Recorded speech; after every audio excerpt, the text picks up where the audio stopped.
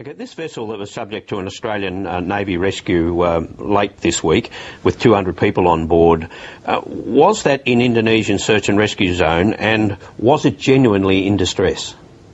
Look, it was in Indonesia's search and rescue zone, and Indonesia's search and rescue zone is huge in that area, and it is not uncommon for the Australian authorities to assist the Indonesian Basarnas authority in rescues, because we do have the capability and the capacity. The operational people on the ground make the decisions here rightly, and they err on the side of assistance, even though that they sometimes may suspect that the call is not a genuine one.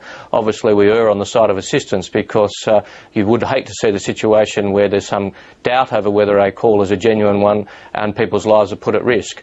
Operational decisions are made here, they're made appropriately, and this is the point I make, Barry. We're dealing with the symptoms here, we're dealing with the end results, and operational decisions and assisting in search and rescue is all important, but what we really need to do is to break the business model of the people smugglers, so this is not an issue at all. Yeah, but since this occurred though, have you been able to establish in any way that the ship was in distress? Well, look, as I say, Barry, operational decisions are made here, and operational authorities comment on them, and it's actually in the portfolio of my ministerial colleague Jason Clare, and Customs and Border Protection provide updates from time to time here.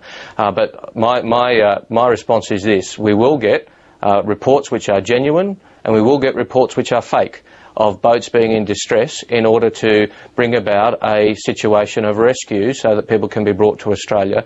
Until and unless we have a system of genuine deterrence in place, then this will continue. But either way though, you would like to know how often you're being conned, wouldn't you?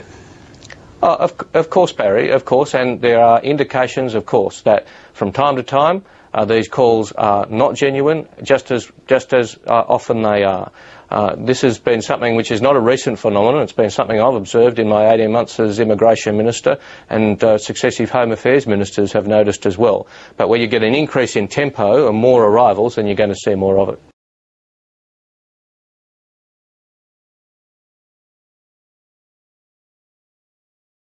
How many Australian naval ships entered Indonesian territorial waters in December and January? Well, that's a matter for a review that's currently in the process of being finalised and briefed to our regional partners, and that's something that there'll be a bit more said about once the unclassified version of that report, which is going and has been overseen by the CDF and the Chief Executive of Customs, once the unclassified report is published, then those matters can be addressed there. Do you know the answer to the question? Well, of course I do. And why can't you tell us now? Because that is the subject of a report which has gone to the CDF and has gone to the Chief Executive of Customs, and I think the appropriate way for their report to be released is in the manner that they've determined. But why would that piece of information be in any way, why would it compromise the government's position? Well, I'm not going to preempt the report, Barry, that's all I'm saying. Okay. Well, how much of that report then will be released? There'll be an unclassified report that will be released once we've gone through the appropriate briefings. And will it explain how it happened and why it happened? It'll go into the matters that have been investigated.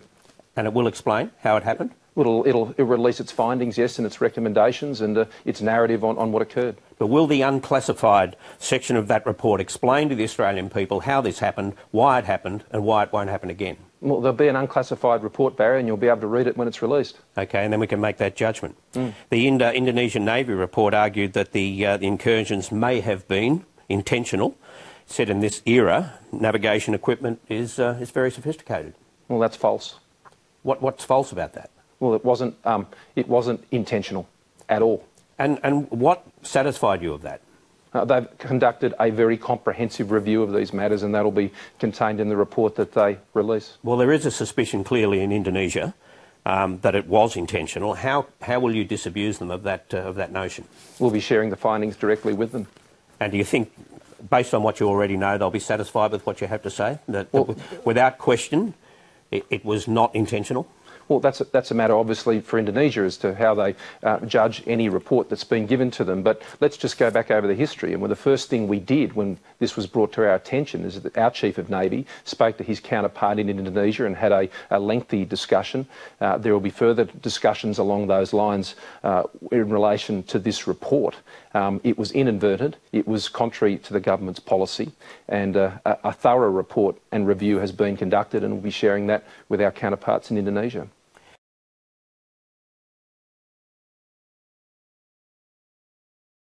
Now, there's a report in the West Australian about a boat carrying 60 asylum seekers that went missing about 6 weeks ago, and the fear, of course, is that it sunk on the way to Christmas Island. Do you know anything about that? Well, Customs is aware of that report. They don't have much to add at this point. They are continuing to investigate it. Again, there are reports of this from time to time, and this is a tragic event if it has occurred. I made this point again over the last 18 months. I've been making this point continually. We have tragedies that we know of. We have things which unfold before our eyes. We have TV cameras off Christmas Island seeing boats sink. But just as many, if not more, people have died on the high seas in the middle of the night without us even knowing about it. And if you care about people dying at sea, then you'll want to see a proper policy implemented through the Parliament, which would see this stop happening, the ones that we know about and the ones that we don't know about just as much.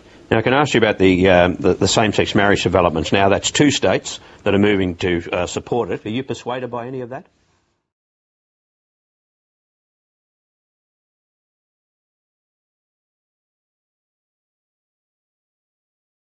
The Indonesian Navy report that I referred to had a photograph of burn wounds on a hand, and it said, and this is the quote, resulting from being forced to hold on to the ship's engine by the Australian Navy.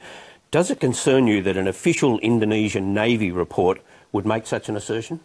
Well, Barry, constantly repeating these claims, whether it's citing that report or citing anything else on the ABC, doesn't make these claims any more true than the day you first reported them. So, look, I note that, Barry, but there is no substantiation to these claims. There never has been. The review that was done in the normal course of events that follows any operation was conducted. Assurances were given to me and General Campbell on that basis. I'm satisfied with that, and there's been nothing that has been presented that warrants any further review. Can you, though, dismiss just as lightly a report from the Indonesian Navy as you can a report from an asylum seeker? Well, yes, because I know the facts. And how, again, will you disabuse the Indonesian Navy of their notion? Well, there'll be matters, if they come up in conversation with Indonesians, that we can deal with directly, particularly as we go through this process of briefing them on the findings of the review we've taken into the border incursion matters. And you've established the facts, of course, without speaking to the person who made the allegations.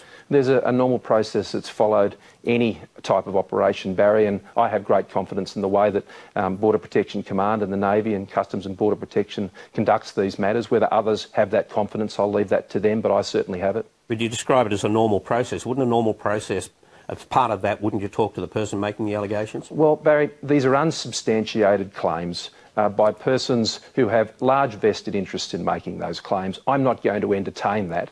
I'm not going to entertain the tactics of smugglers and others who seek to throw these sort of sledges around and hope that they will be endlessly repeated in the Australian media as a way of trying to undermine a policy that is working. And as you know, Barry, we have now gone over 8 weeks without one successful people smuggling venture reaching Australia. Now, that is news I welcome. It's news I hope most Australians, if not all Australians, welcome. What are the factors at work there, though? Clearly, it's the monsoon season. That's one factor. How much credit would you give to the previous government over its PNG solution? Well, particularly the last 8 weeks, Barry. I mean, this time last year, there were around 1,500 arrivals over that period of time. But the PNG solution wasn't in place this time last year. But certainly our policies are in place this time, and we were having arrivals up until the 19th of December, and certainly since the 19th of December there's been a whole escalation of our policies and the way we're doing things at sea, and that has had, I think, the overwhelming significant impact on what we're seeing at sea. The Indonesian Foreign Minister has talking about the turn-back strategy, quote, it threatens the negotiation of a code of conduct designed to repair the relationship. Clearly, he's offended by the policy.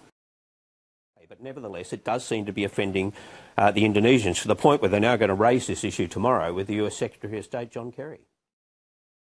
What do you suppose they think John Kerry would do about it anyway, even if he does regard it as a global issue? And the other issue that they seem to displease them is the lifeboats issue. And they say that that's more severe than towing back boats. We strongly protest.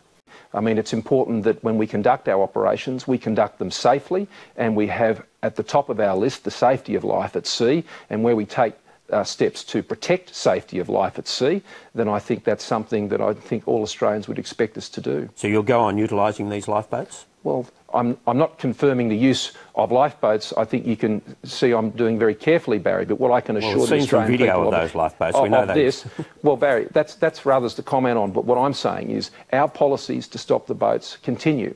It's our responsibility as a government. It was our promise to the Australian people, and it's a promise we're keeping and will continue to keep.